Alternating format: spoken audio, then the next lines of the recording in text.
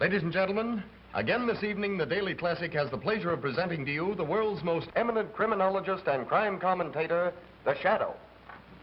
Okay, you're on the air. The Shadow speaks, bringing to you the latest news in the world of crime, prevention, and detection. This afternoon, a crime was committed which brought only tragedy to the perpetrators. 3 young desperados held up a bank and escaped in their car. The police quickly picked up their trail. There was a running gunfight between bandits and police, which finally resulted in the 3 misguided young men plunging to their death. Once again is proved the truth of that old adage, crime does not pay. Well, friends, we have a distinguished visitor in our midst, but the news won't make the society page. Honest John is back in town. Honest John is one of the last of our old-time safecrackers. So if your strong box blows up with a loud bang, don't think it's the 4th of July. It may be old John celebrating his release from what he probably calls the big house or stir. Let us hope that the police commissioner, Weston, whom we hear never misses one of our broadcasts, will keep an eye on Honest John. Hi there, Commissioner. Memorandum to Detective Bureau. Check on Honest John. Yes, Commissioner. Ladies, here's a little incident which proves that silence is really golden. Last night, bandits entered George Ward's furniture store. Mrs. Ward was alone in the place. The good lady was so frightened she couldn't talk. At least, that's what the bandits... It's too bad something don't scare him so bad that he can't talk. There ought to be a law against guys like him shooting their mouth off within the city limits. But still, Mrs. Ward refused to say a word. At the point of a gun, they took from the cash register a dollar bill and 1 thin dime. The moment they'd gone, Mrs. Ward calmly removed a $100 bill from her mouth. Witnesses took the license number of the car, 3Y-41-37. I'll repeat that, 3Y-41-37. Did you make a note of that? Yes, sir, I did. Last night, young Michael Nolan took his pretty fiancée, Dorothy Walsh, for a drive along the scenic highway overlooking the city. With a bright lover's moon overhead, they stopped to enjoy the view and to romance. Today, police discovered their bodies in Nolan's car and are holding a transient named Miller for the murder. Well, you can't go in now, miss. The Shadow's on the air. Oh, but I'm Phoebe Lane. Sorry you couldn't get in there if you was Calamity Jane. But I'm working for the Shadow. Well, I'm the Shadow's shadow. Well, then just fade away, will you, please, lady? But I've got important news that must go on the air right away. I've got it all written down here. Look here.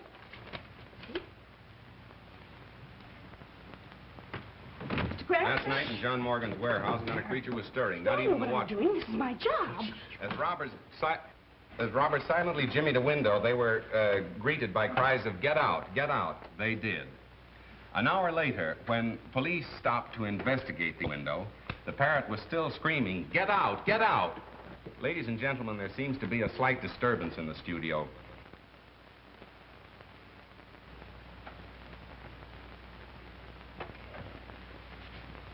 Ladies and gentlemen, a newsflash has just been handed to me. I can't guarantee its authenticity, but here it is. A big theater robbery is planned to take place downtown in half an hour. In fact, 9 o'clock. Read the Daily Classic for particulars. And now, the Shadow bids you good night until tomorrow. You didn't give the name of the theater. The police won't know where to go. No, and neither will 10,000 other thrill-hunting sightseers. But hadn't you better phone the police? I don't think you have to worry about that. Good night. Good night. Hello. Oh, hello, Commissioner. It's the police. Yes, I have that, too. The Metropolitan Theater. The Metropolitan Theater. See here, Cranston, if this turns out to be a phony tip, I have a good mind to sue you, if I can find the proper grounds. Why not breach your promise, Commissioner? Listen. Radio broadcasting. Hook me up for an emergency order to all cars. General Law 6-2. All radio cars concentrate in Sector 8. General Order 6-2. All radio cars concentrate in Sector 8. That is all. That's us again. Guess you'll have to get along without us, Frank. Well, I guess I can hold this down a little. Go on. Oh, by the way, Miss Lane, where did you get this tip? From a man. From a man? Well, who was it? Don't you know his name? No, but he had an honest face. Would you mind giving me some little hint about how you met this honest face? Well, there was an automobile accident. And suddenly I remembered I was a reporter for you. So I stopped and asked the people their names and addresses and things. And one man said, I can't give you my name and address, but I can give you a big story. And he did. That's what I'm afraid of. He said the Metropolitan Theater will be robbed. What time? Goodness, I forgot to ask him that. And you had me put that choice morsel on the air. Well, he was so sincere, and he had such an honest face. Well, you better spend more time awake. How did she get in? Well, I tried to stop her, but she scratched. Well, sir, did you hear that pipe dream I just had on the air? Yeah, where did you get it? A man told her. Told who? Phoebe Lane, the girl you wished on me, the honor student of college journalism. Say, will you get her out of my hair and put her back on the household page where she belongs? Not a chance, Cranston. She says she's all fed up with recipes and household hints. She wants to be a real reporter. Oh, I see. Romance and adventure stuff, huh? Well, Mr. Heath, is she running this newspaper, or are you, sir? Cranston, as long as she happens to be the owner's niece, I'm afraid she can pick any seat she wants for a ride. Oh, it's one of those, is it? Well, there's no law against our making the joyride a little, shall we say, bumpy for her, is there? Not that I know of. Thank you, sir.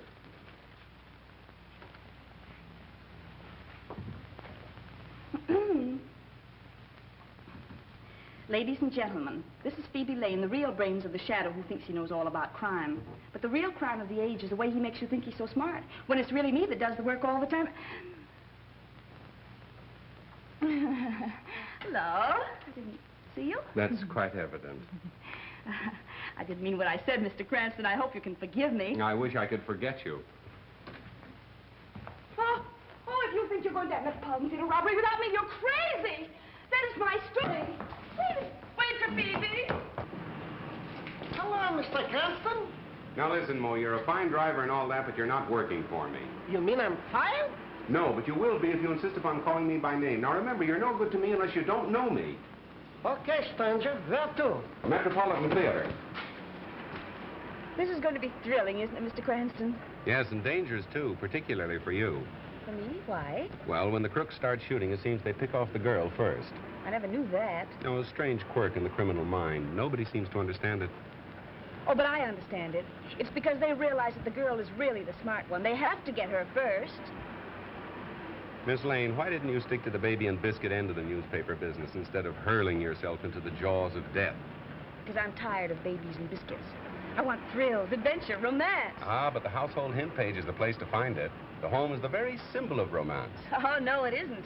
The nearest I ever came to it was when a cross-eyed washing machine salesman tried to kiss me in a model kitchen. Young lady, you're impossible. Not if the right man comes along.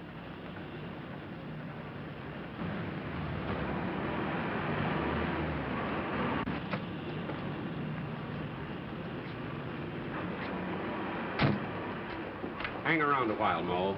Okay, stranger. Where are the police?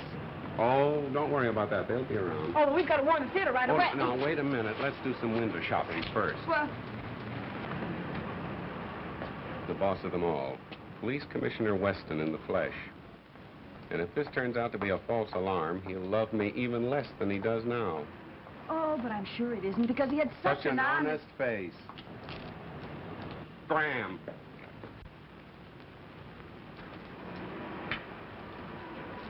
Hello, Commissioner. Say, what kind of a song and dance is this? I hope you realize my whole department has been shifted just to take care of this tip-off. Maybe you'd rather have the theater robbed than let them chalk up another black mark against your record. Now, see here. We got crime down to the lowest level it's been in years. But the way you advertise it, people will think a crime wave is on. You might have twice as much to deal with if I didn't advertise the crime doesn't pay. I'm helping you. Well, I'd like to try running the department without your help, just as an experiment. It's 9 o'clock. Well, well, well. How time flies.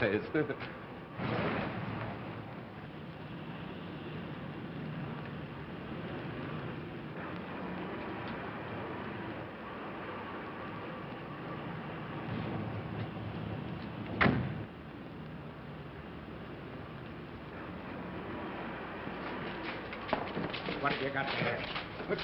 It's my violin. What are you taking in there for? What to play it, of course. I am a violinist. Yeah? Let me see it. Please, be careful. It is very valuable. Shut up. See? I no lie. I'm sorry. I owe you an apology. Take those off.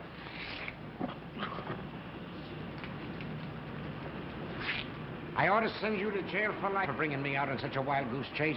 I didn't invite you. You crashed the party. Mr. Cranston, I consider you public nuisance number 1. Good. I like to be first in everything, Mr. Weston. I got to phone the paper.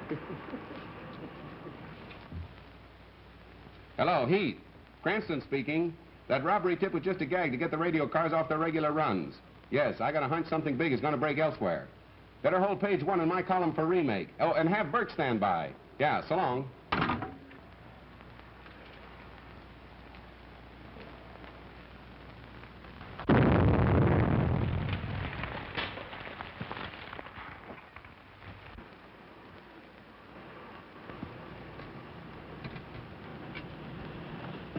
Give me the captain.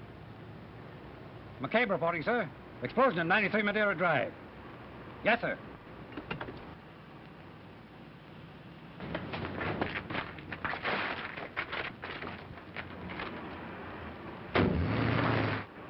First you tell me to get all my cars down here to stop a robbery. Then you get me to rush them all back before there is a robbery. What kind of a merry-go robbery is this anyway? I know, but then there's... Calling all cars from District 9. Calling all cars from District 9. Explosion reported at 9-3 Madeira Drive. Explosion reported at 9-3 Madeira Drive. That is all. Oh, Mr. Cranston! Wait to see me! Oh, taxi!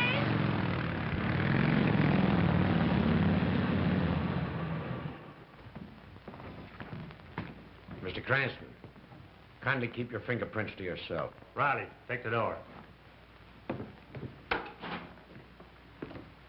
Have you searched the house? Yes, there's no one else here. What, no servants? Servants have a day off every week. Or haven't you heard? Well, in a house of this size, there's always someone on duty. Well, I want any information from you, I'll ask for it. That's fine. I've got to phone the paper anyway. Frank, is there a phone still working? In there. Thanks.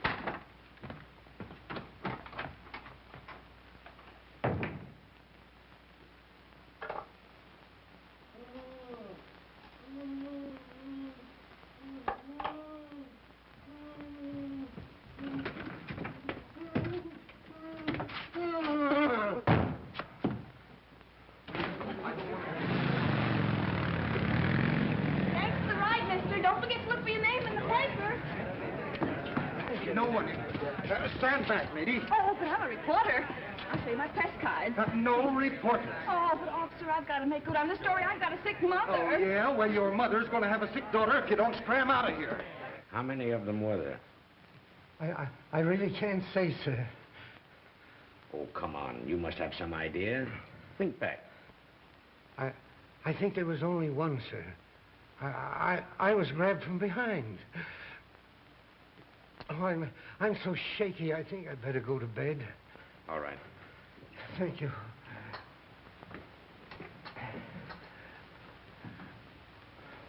Stay with him, Tom. We're wasting time here. Get your men out and bring in the man who did this job. An old-time safe blower who just got into town. His name is, Honest John? Honest John. Bring him in and we'll charge him with robbery and homicide. The motive of the crime wasn't robbery. How can you look at that safe and say the motive wasn't robbery? Don't you know that man's watch and wallet are gone? If it wasn't robbery, what was it? Murder.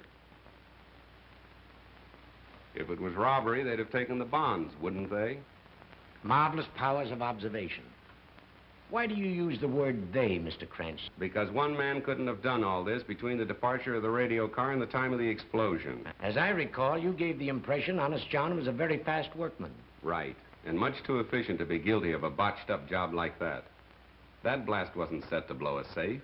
It was calculated to kill whoever opened it. I say you're wrong. That's great. I'll see that your opinion is given its proper unimportance in my column tomorrow. There won't be any shadow column tomorrow. Oh, no? No, and for a long time to come. Inspector, kindly file this gentleman in one of our steel cabinets. Somewhere out in the stick. On what charge, Commissioner? Material witness. Thanks for being the first man on the scene of the crime. You certainly use your brain, Mr. Cranston.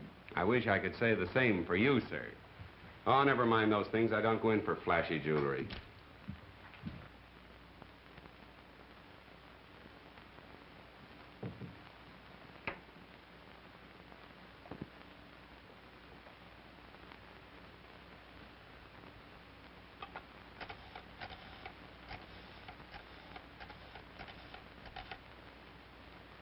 Hello? Give me the desk, sweetheart. Burke speaking. New lead off for shadow column. He says Weston all wet with robbery theory on Morton case. Says it's murder using robbery as a cover-up. Honest John? Nah. He's just as innocent as a new laid cornerstone. Oh, yeah, say, Cranston's been pinched. Yeah, held as material witness. On the way now to some hick-town hoosgow. Oh, sure, right on my toes. Well, so long, pumpkin puss.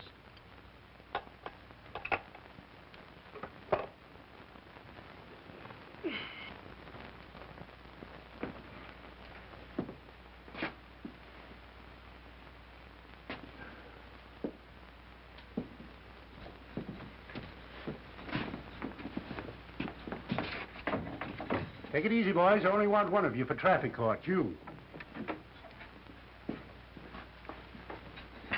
Say, officer, I'm sure the judge wants to see me first. Ah, go on back and sit down. I know who to let out and who not to. But I've got to get a message to my folks. Now, if you help me out, I'll take care of you. Take care of me? I'm taking care of you. Come on, get out of here.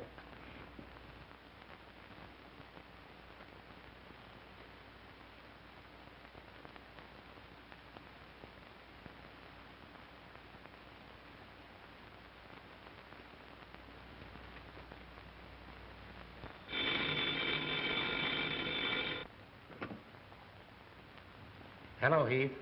Well, I suppose you want to know what happened to your man, Cranston. After what you let him print yesterday, this is a fine time to call me up and ask for anything. But, Commissioner, you've got to let him out for the broadcast tonight. Why, thousands of people are waiting. To hear what else he has to say about the stupidness of the police department, huh? Well, let him wait. And furthermore, unless he changes his tune and lines up on our side, I'm going to cut off all police news from your paper. But the news is public property. You can't... Keep your men away from the records? Of course not. They can have the same access as other citizens. And I'd like to see you get out a newspaper on that. All right, Commissioner. Anything you say. But you've got to let the shadow out in time for his broadcast tonight. We can't disappoint the public. Can't disappoint the public, huh? Well, we can't mislead them either. Goodbye. But... we must have got cut off. Say, what are you in for? Nothing.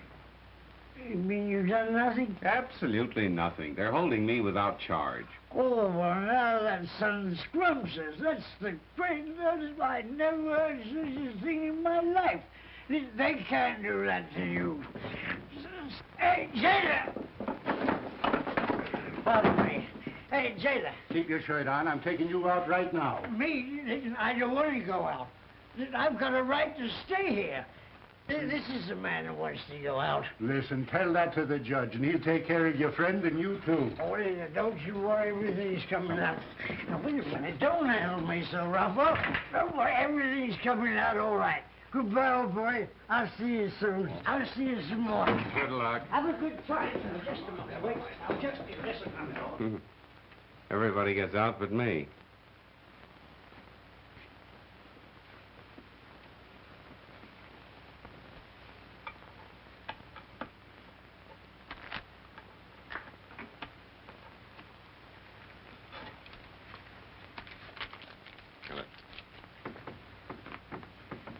When you get out, make a phone call for me, will you? Sure, fella. I'll give you the number of the paper I'm working on. You call them. Come on, you. Yes, sir. I don't mean you, I mean you. Me? Yes, you. Yeah, your girlfriend's here with a habeas corpus, and that lets you out. Oh, good luck, pal.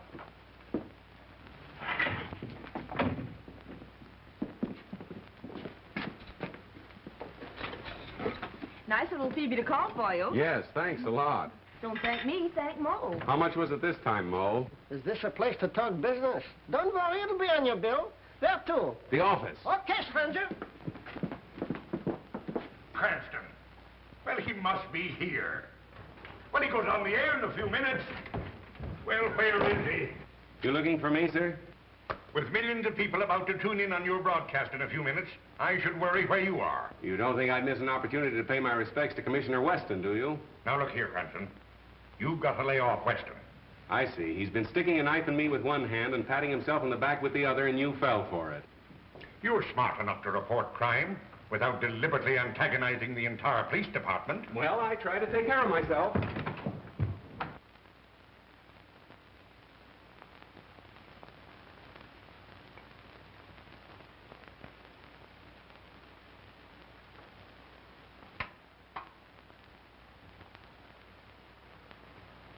Good evening, friends. Yes, it's your old shadow man, and after languishing in one of Commissioner Weston's small-town jugs, the shadow is just a shadow of his former self. Now we'll get down to the Gerald Morton case and the reported difference of opinion between the shadow and his other shadow, Police Commissioner Weston. Friends, I am now of the opinion that our efficient police department, under the able guidance of the Commissioner,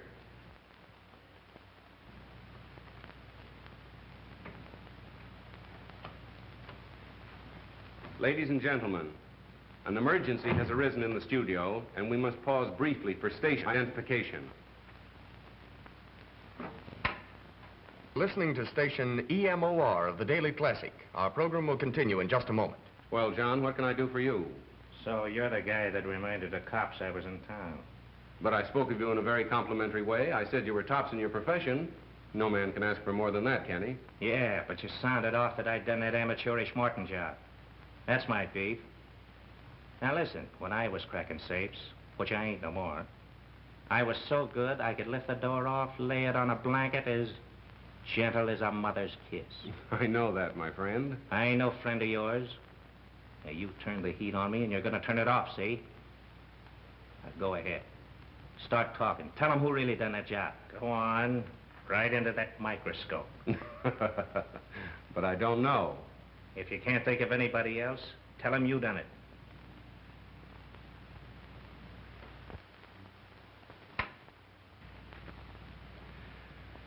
My friends, now that I have the situation in the studio absolutely under control, we can resume our discussion of the Morton murder mystery.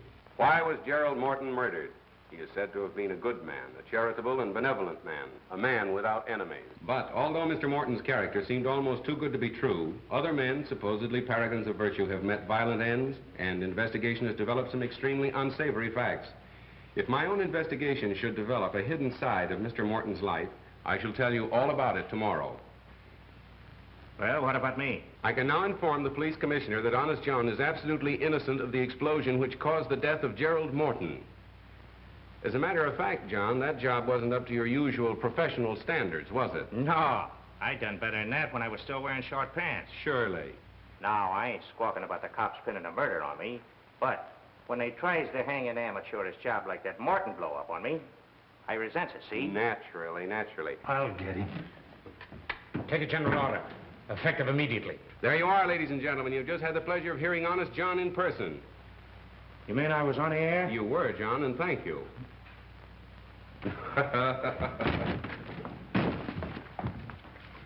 You dumb ox, why don't you look where you're going? Ladies and gentlemen, for the past 24 hours, the entire police force of this city have been trying to locate Honest John. Yet the Shadow has had no difficulty in bringing him to you on this program this evening. For further details, please read the classic. This is the Shadow saying goodbye until the same time tomorrow. Here's everything ever published on Gerald Morton. Now, let's get busy. No, well, let's not. Well, what are you going to do? I don't know. You mean you don't know? That's right. The Shadow doesn't know. Have one? I tried it once and it made me dizzy. Oh, so that's what caused it. Good night. Good night. This case is getting to be a bore. Why don't you hurry and make something happen? Miss Lane, when lightning is about to strike, one doesn't try to hurry it. Well, nice going, Cranston. You fixed things up just dandy. Now Weston has shut down on all police news, all fire news, and all hospital news. From now on, it's no news for us. Splendid. No news is good news, they say. And that Honest John gag. What is the idea of staging that stunt with a dumb stooge? Mr. Heath, that was no stooge. That was Honest John himself with a gun at my head. You mean the man that just went out? Miss Lane wants excitement, but doesn't know it when she bumps into it. I don't care if this does make me dizzy.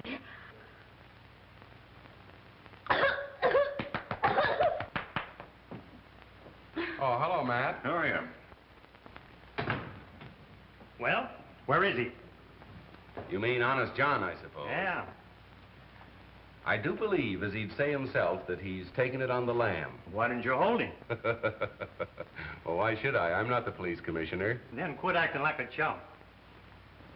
You know, I think he's got something there. Phoebe, thank you. You're a gentleman and a lady. Now, here, stop this clowning. How are we going to get the paper off the spot you two have got it on? We're not clowning, Mr. Heath, and please don't blame Miss Lane. It was my fault. I thought I was Say, doing wait something... a minute. I think you hit an angle in your broadcast where you hinted that Morton's character wasn't all it should be. I don't know. I'll over to my office and work this thing out. All right. My golly, I believe you have something. Yes, there's the... Cranston? I'm Mr. Cranston. What can I do for you, sir? I am Roger Morton, brother of the Gerald Morton, whose name you tried to besmirch in your broadcast. I came over to see just what sort of man could be guilty of such an attack. Well, I'd like to explain that. I don't know what you meant by your hint about a hidden side in my brother's life. But in the presence of my attorney... I beg your pardon. Our firm has great commitments abroad, young man. And your paper will pay the penalty if you do or say anything to jeopardize our international dealings. And we deal in millions. That's all. Good night. Night. Now what are you going to do? I'll tell you what he's going to do. He's going to handle the story Morton's way, or he'll sue us for millions. Nice thing. Honest John says I handle it his way or he'll shoot me. Weston says I handle it his way or I go to jail. I think you started all this, sweetheart. Have you got any suggestions? Don't ask me. You're the great big detective. And there you are. You see, she craves action. When she runs into it, she starts passing the buck. I wish you'd go home and roll your hoops so we can roll up our sleeves and get to work. I'll admit you have performed miracles, like that Allwyn murder. But there you had a bent pin to start with as a clue. This time you have nothing. You're right. Nothing. Don't forget you've still got Phoebe. Well, we don't want you shot. You're no good to us in jail, and we can't afford to offend Morton. There it is, son. Get us out of it. Just like nothing happened. Well, Miss Lane. Miss Lane went home to roll her hoop. Phoebe. I wonder if Miss Lane would recognize the man that gave her the tip that started all this. Miss Lane would know him anywhere. She never forgets a face. Well, what did he look like? Oh, he was thin. Well, not too thin. No. And, Blonde? he was between a blonde and a brunette, and rather medium-sized for a man. And he was thin and... Oh, but I said that, didn't I? Yes, you did. My, what a memory. Anyway, he wasn't bad-looking. Well, go on. Anything else? Anyhow, I know how he spoke. How? With a foreign accent. A foreign accent? Mm-hmm. Listen, that's important. Was it a Moscow Russian? I will give you a tip about a theater... no. No, it wasn't that, I see. Italian, perhaps, more liquid. Senora, we know about the theater. No, it wasn't that. French, of course, it wouldn't be French. There is a theater that will be robbed tonight. Oh, no, that's not right. A German, perhaps. I can give you a tip about a theater around the corner that's going...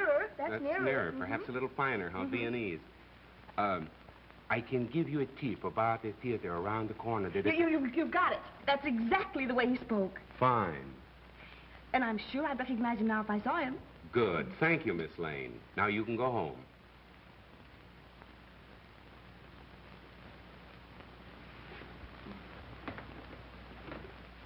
Oh, wait a minute. Let me finish before you go away mad. Go home, put on your nicest dinner dress, and I shall call for you between 9:30 and 10 o'clock.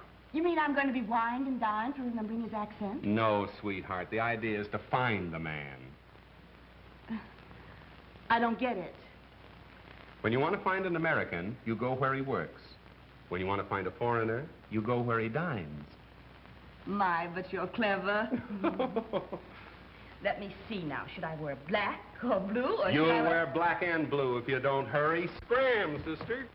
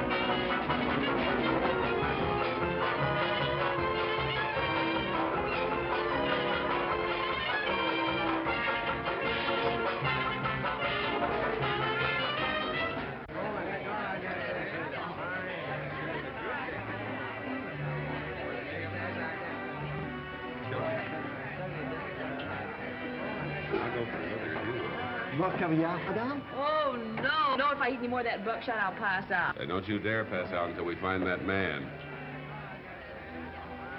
Buckshot?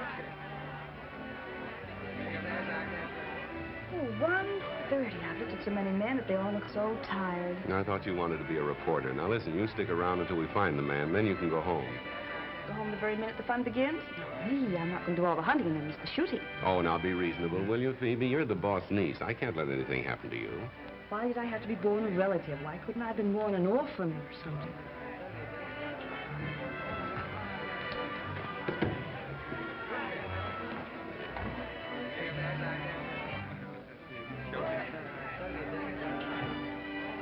What? There he is. I thought you said he was good looking.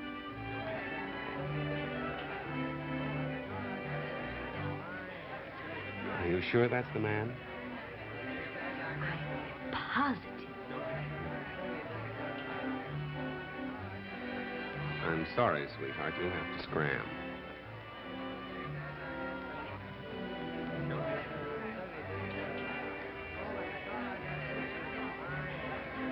Oh, hello.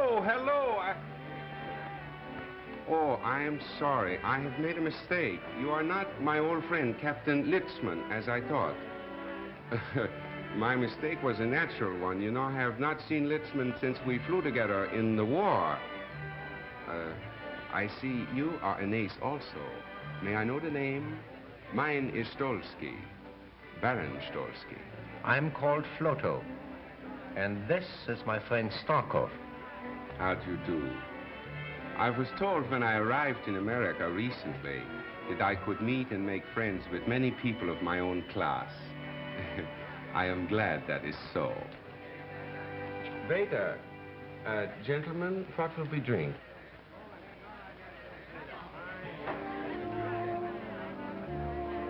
Lassau 26. And make sure it is 26, please.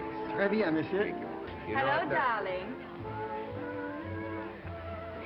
Well, aren't you going to introduce me, precious? After all, I am your wife, you know. Or do you? Oh, yes. Forgive me. Baroness Stolsky. May I present Mr. Floto, Mr. Starkov, my new friend. How do you do? How do you do? Thank you very much. For a recent arrival in America, as I say over here, you must be a fast worker to have married so charming a girl so soon. Well, it was a whirlwind courtship.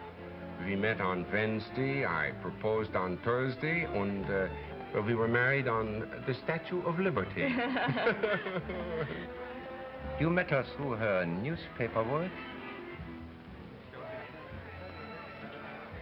Newspaper work? Yes.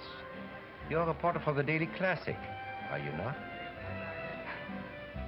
Why, no, there must be some mistake. Why, I'm just not clever enough to be a reporter, am I, darling? No, darling. Pardon my mistake. America is a land of women so beautiful. They all look alike. Sorry, monsieur, cannot save you. The bar is closed. It's after closing hours. Oh, that's too bad. I had counted on talking over old times with you. But my apartment is never closed. Come, we'll go and have a drink and chat before we break up. I'm afraid we cannot join you. You know, the Baroness never keeps late hours. Oh, but one evening won't matter, darling. We'd be delighted to go. Come on, dear.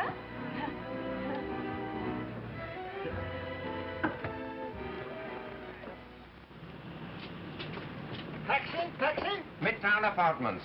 Oh, no. You see, it is a raining night. I'm sorry, and it's so late. I must take my wife home, I'm sure.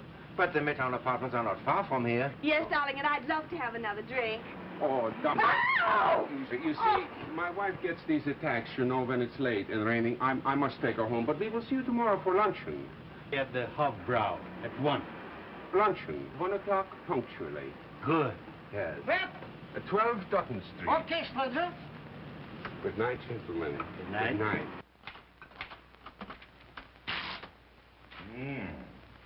You ought to let this coffee write your column. It's strong enough. Good strong coffee for a strong, silent man. How's this? The Shadow says that his statements over the air yesterday regarding the character of Mr. Gerald Morton were unjustified, and those statements are hereby withdrawn with due apologies to Mr. Morton's family. Yeah, but you'll have to apologize to Commissioner Weston. Let's not go overboard in our enthusiasm for whitewashing ourselves. But you've got to square the paper with Weston. Tell how it happened. Describe the scene. You with the mic and Honest John with the gun. I was afraid you'd be expecting that, so I wrote it last night. But I don't like it. My apologies to Commissioner Weston. Perhaps he's right in his belief that Honest John is the... My statement on the air that the man was innocent was made while John himself was holding a gun at my head. And I hope that the Commissioner, with his usual fair-mindedness, will restore the classic flavor. Great. Now Morton can't sue us. And the Commissioner will have to restore our news. Oh, I spend years building up a reputation as a crime expert, then have to expose myself as a stuffed shirt that gets kicked around by the police department. Well, look here, son. If you're so keen about that reputation of yours, why don't you solve this case?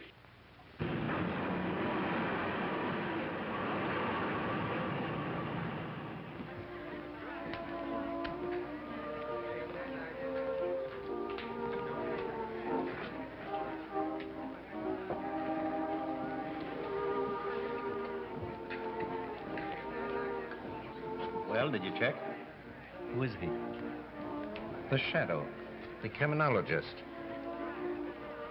He's not to be taken lightly. Neither were the best detectives of Paris, London, New York. Yet, here we are.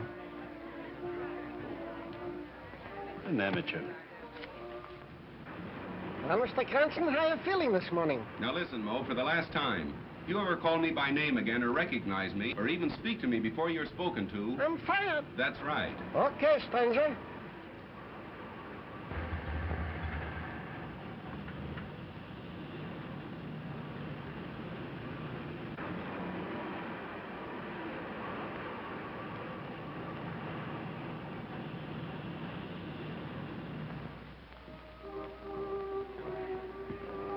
I wonder where our friend Mr. Cranston is. There's something wrong, Stalker. There's something wrong with your nerves, my friend. We are not going to leave here with our work half finished. Yes, yes. I know how much there's at stake. That's why I'm so uneasy.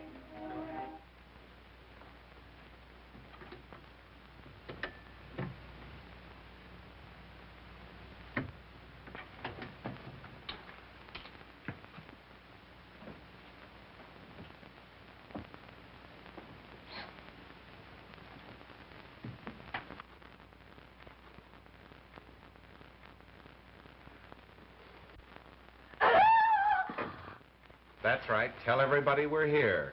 Suppose Floto or Starkov would have been behind this door instead of me. Oh, but they couldn't be. They're both at the restaurant. And I thought you'd be there having lunch with them, too. Oh, and this would be a good time to do a little detecting. Uh-huh. Well, for once you had a good idea. Well, come on, let's get busy and look for the clue. So you've got a clue, have you? Why, yes, the watch and the wallet that were missing from the man's body. And where do you suggest we look for them? Well, my mother always used to hide things under the mattress, and... Oh, if we could only find a teapot, I'm sure it would be in there. Well, then all we have to do is find a teapot. Uh-huh, come on, let's get started. Telephone, Mr. Floto. Hello. We have waited long enough, Rudolph. Has our man come home from downtown? Not yet, sir. I understand he won't be home before late. He's to meet our countrymen here for a final conference tonight. We must know his plans. Keep in touch with us at the apartment. Be there in a few... Waiter. Yes, sir. Check. I think we should definitely stay here and find that watch and wallet. Now, my woman's intuition...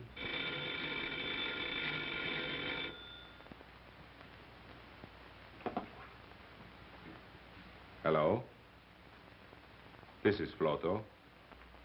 The master has just gotten home. Early in the afternoon will occur an opportunity when he is gone. No more. Someone is coming. I call you back.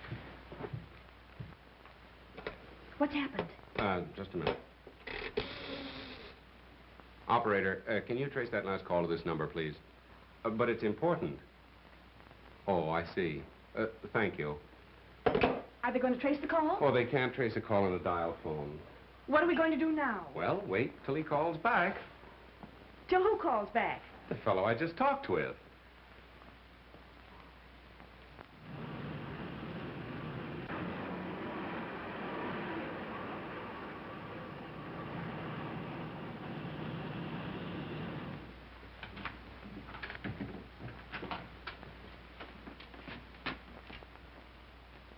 Oh, hello. We were afraid we had missed you. We've been waiting and waiting, haven't we, dear? What are you doing here? Well, we came for the luncheon. But the appointment was to have luncheon at the restaurant. Oh, how stupid of me. You know, I'm afraid last night when we made the appointment, my mind wasn't on it. You know, my wife had that attack. I trust she's better now. No, I'm afraid she's even worse. Aren't you, dear? Make her comfortable. We soon have lunch. Oh.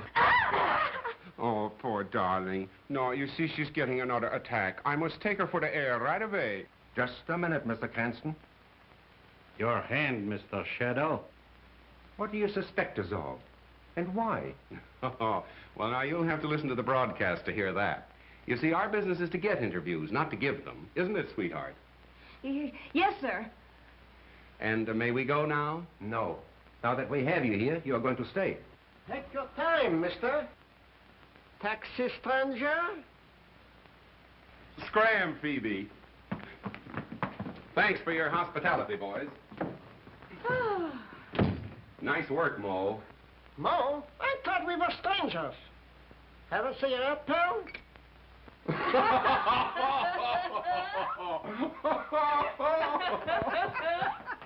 The police. What makes you think so? Because he prefers to work alone. Hello. What's that? That wasn't I. We were not at home then. That was Cranston. Repeat what you told him.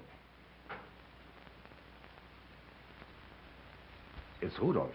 He told Cranston his master would be at home this afternoon, and that an opportunity might occur to strike. That's indefinite. But incriminating. You must act at once, today. Tomorrow may be too late. Naturally, my woman's intuition told me that we should get out of there, but I was afraid to tell you because I thought you'd laugh at me. Well, thank goodness it's all over. There's nothing to worry about now. You take your woman's intuition and go to luncheon. Oh, trying to get rid of me. Well, I'm not going to go. I'm not going to miss any more fun. Well, I've got some work to do. Now, you run along, please. All right. It's a good girl.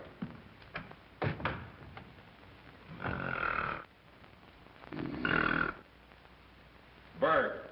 Bert! Bert! Bert! Come on, get up and get going. Where to? Go to the Midtown Apartments, stake out, watch for two foreigners in a closed car. Phone me as soon as they leave. Okay. And hurry for a change. Okay, Chief. Hello? Oh, yes, Mr. Heath. No, still as much in the dark as ever. Well, those fellas are rather clever. As a matter of fact, they're planning another deal right now. Well, if I knew that, I wouldn't be hanging around here Pardon me. Come in. Oh, hello, Barrow. Sit down. Be right with you. Yes, Heath. No, thanks. I don't need you. What I need is a clairvoyant. Right. So long. I have that Morton information for you. Good. I understand that Gerald Morton's firm was interested in some very big international deals. Was that right? Yes, they still are. I made these notations for you. Their recent underwritings include 10 million Argentine Fords, 28 million Danish refunding 2.5s. And I understand they'll soon issue several new European debentures. Well, what about them? That might be a good investment for me. Certainly. However, these new bonds that Morton & Morton are about to offer seem to me to be highly speculative. But if the 50 million is spent to build up the army as intended, the exiled aristocrats will never succeed with their threatened revolution. Good. That's what I wanted to find out. Oh, pardon me. Miss Lane, do you know Mr. Barrows, our financial editor? How do you do? How do you do? What's this all about? At a time like this, you're talking about investments. I'll be with you in a minute. Editorial. Editorial. Cranston speaking. Whole shadow column for remake. Right. I brought you some lunch. I was in such a hurry I dropped your bottle of beer, but we can share mine. A good assistant would never let her boss go hungry. Oh, thank you, Miss Lane. And now will you phone the commissioner and tell him I'll call him back later? What's his number? You'll find it in the book.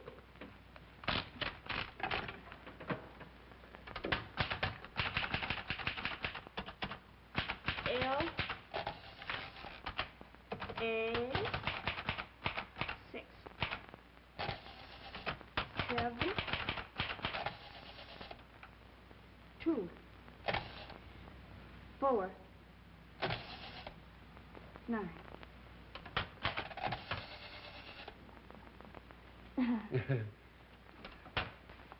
There you are, Commissioner. First edition on the streets now, with a full explanation and apology by the shadow. The apology could have been stronger. I hope this paves the way for renewing friendly relations. I'm no enemy of the shadow. I always give him credit for being somewhat clever, but he should remember he's only an amateur. After all, we're professionals. That's right, Commissioner. And I hope that you'll restore the Daily Classic to good standing with the department right away. Of course I will. Take a general order. Cigar, Commissioner? No, thanks. Wait till you get a load of this, Phoebe. The Morton case will break wide open tonight, and it'll be a big surprise to the police. Pardon me. Under the misguidance of Commissioner Weston, the department has wasted 24 hours searching for the wrong man, with the right men under their noses all the time. But won't that make the commissioner furious? Pardon me. You would get hard-boiled eggs. And although the murderers have completely baffled the police by their shrewdness and daring, pardon me, the shadow knows who they are and why they killed Gerald Morton. But how do you know that? We didn't find a single clue and just a motive. Ah, yes, we did. And you'll know when it happens. You're intelligent. You sparkle. I don't know what I'd have done without you on this case, but we've got to keep going. Here, rush this down for the night edition. Yes, sir. Well, pardon me.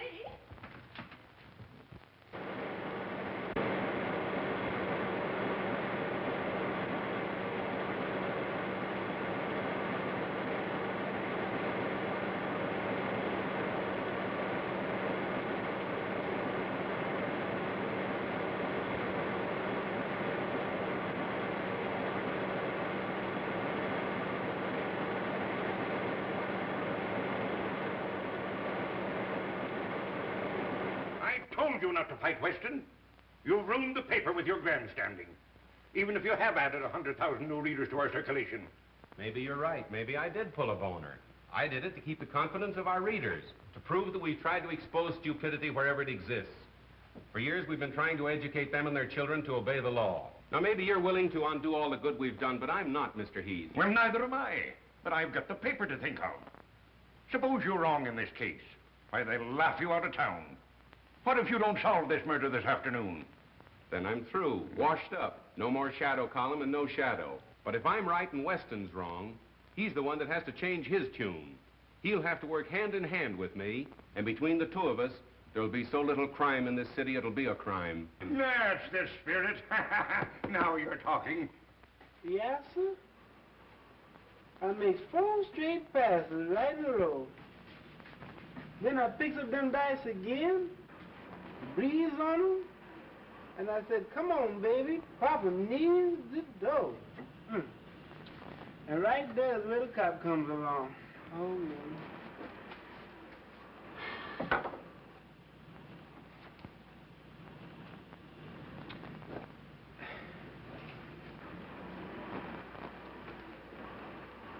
Well, how's that, boss? A boss?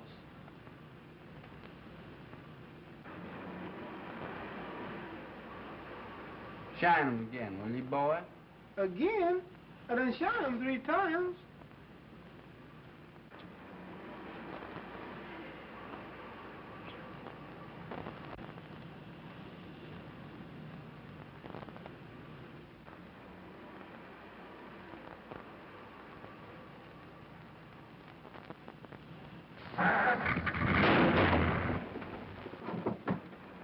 Look out there, boss. You better put that thing away. You don't kill somebody. A boss must shine money. We'll have the usual introduction, and then naturally work out the theme that crime doesn't pay. Answer that, will you please, Miss Lane? Hello? Yes, this is Mr. Cranston's office. Who shall I say wishes to speak to him? I can't hear you. Oh, I'm so sorry. It sounded just like you were yawning. Oh, I know who that is. I'll take it, thanks. Hello, Burke. Yes, what's up? Bag and baggage, huh? Which way did they go, west? Never mind how I knew. Yeah, so long. I've got to run. Now, if you want to help me, you'll stay here and finish those notes. Well, you're just trying to get rid of me. No, not at all, really. If whether or not I go on the air tonight as advertised depends absolutely upon you. Now, you wouldn't let me down, would you, pal? You bet I won't, pal. All right, so long. Hello, Splendor. Hello, 896 Clover Road, and hurry. Okay, Mr. Cranston. Mo, you're fired. I've warned you a dozen times. Yeah, and I warned you once. Get in. You two, in the first break you make, you're driving a dead passenger. I know I did you wrong, John, but I'll square it later. I'm in a hurry now. Let's talk it over some other time. There ain't gonna be any other time for you, buddy. You can't laugh this off. My apologies to Commissioner Weston. I'm now convinced that he's right in his belief that Honest John is the killer.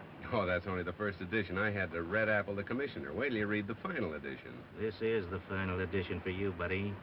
Just a minute. Another move like that, and I'm gonna let you have it right here. I was only reaching for a cigarette. You got a cigarette, driver? I got you covered now, pal.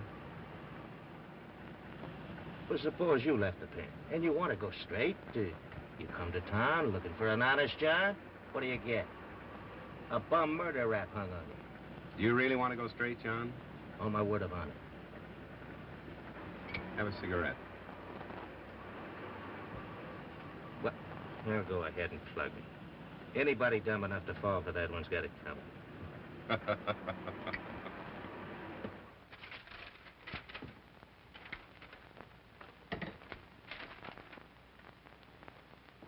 Am I on the air? Thank you. Ladies and gentlemen, this is Miss Phoebe Lane, the Shadow.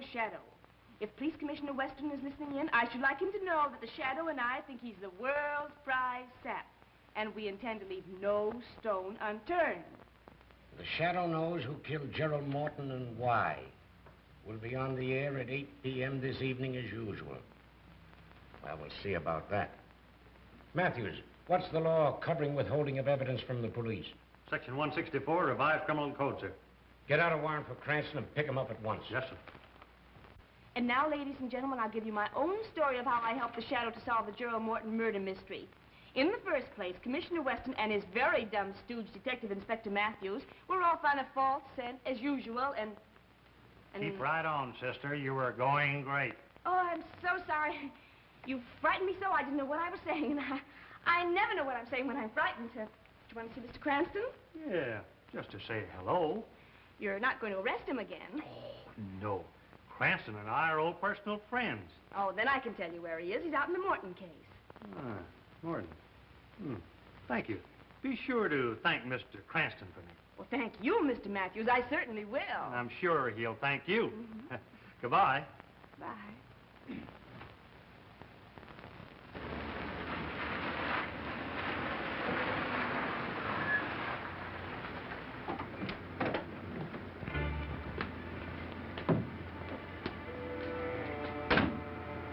Remember your instructions, Stefan.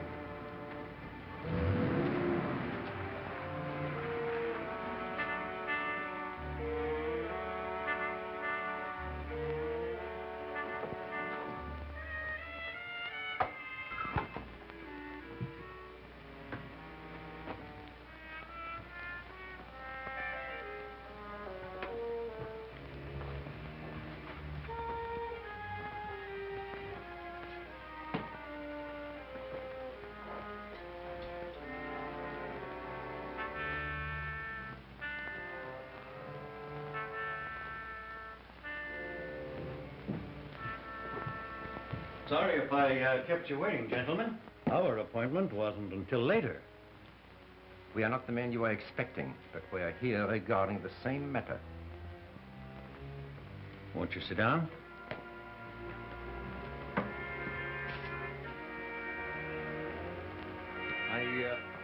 Really, there's no need of that.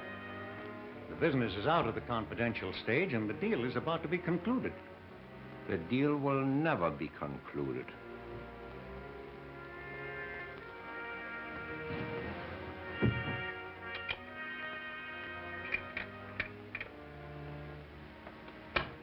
You will kindly take out all negotiable bonds and securities and any large amount of money.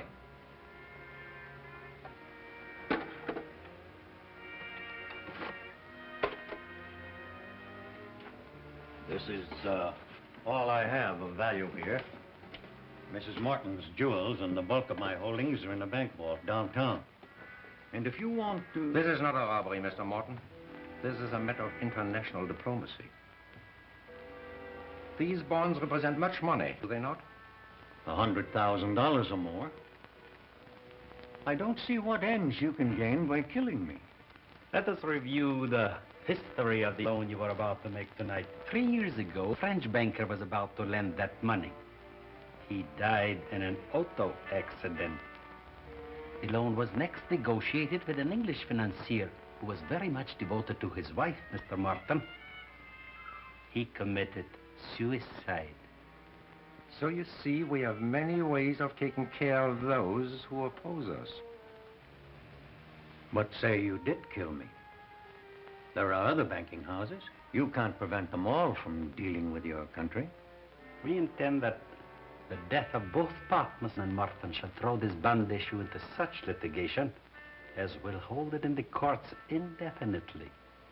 Unfortunately, you were not with your brother at the time of the accident we planned for both of you. So now, you will do as I suggest. Or, if you're stubborn, we'll wait for Mrs. Morton.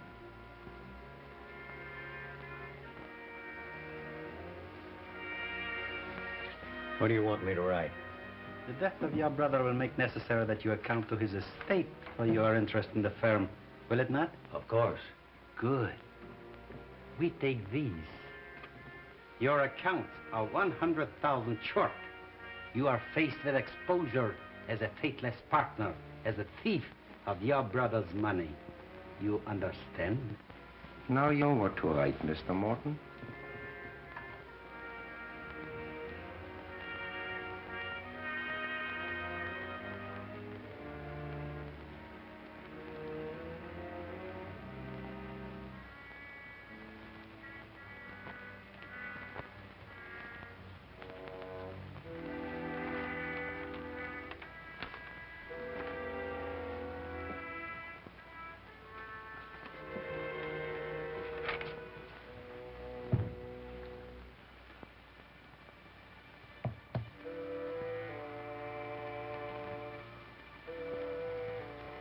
Answering an unspoken question, there's only one bullet. But there are two of us.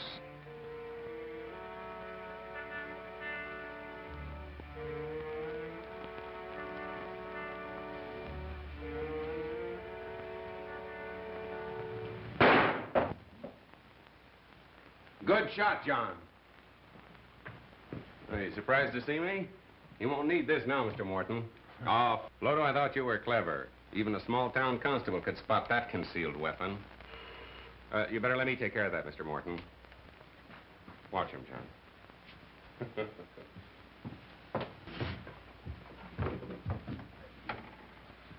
Oh, hello, Matt. Hello. How did you get here? Weston sent me out to pick you up. You're under arrest. What, again? What's the charge this time? Withholding evidence in the Morton case. As usual, the commissioner's late. Hey, you!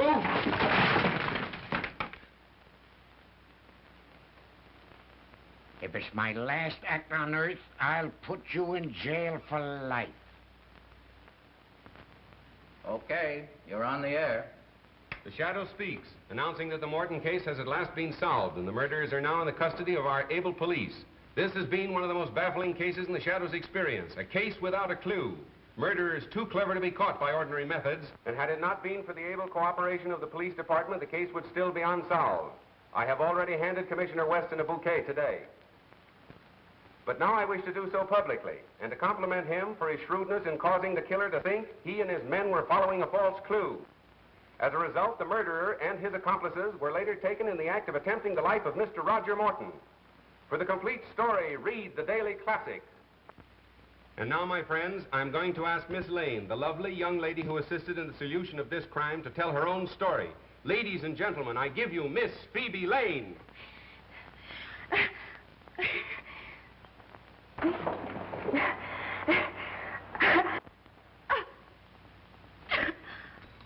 Ladies and gentlemen, there seems to be a great deal of static interference this evening.